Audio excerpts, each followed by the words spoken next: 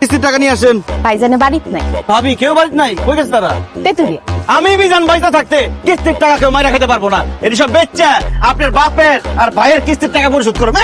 আপনাদের কিস্তি জমছে 2 সপ্তাহে 500 500 1000, ওই 1000 টাকা দেন, কিস্তি পরিশোধ করেন। স্যার টাকা দিব কেমনে? টাকা তো নাই, ওই যে পাত্রীর মুখ দেখে 1000 টাকা দিয়ে ফেলছি। তাড়াতাড়ি পাত্রীর কাছ থেকে 1000 টাকা নিয়ে সেই টাকা আমার কাছে হ্যান্ড ওভার করেন।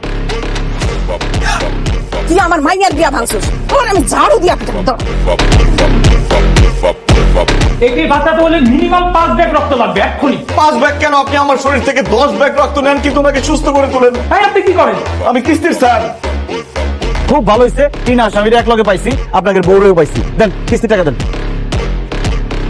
আপনি কোন সপ্তাহে কোন গ্রাহকের কাছ থেকে ঠিক মতো কিস্তির টাকা তুলে নিয়ে আসতে পারেন না। আপনারা দিয়ে কিছু হবে না, আমার নিজেকেই মাঠে নামতে হবে। স্যার গত সপ্তাহে যে কালেকশন করছি, কয়েকটা বকাটে ছেলে আমার মায়ের আমার টাকা পয়সা সব নিয়ে গেছে।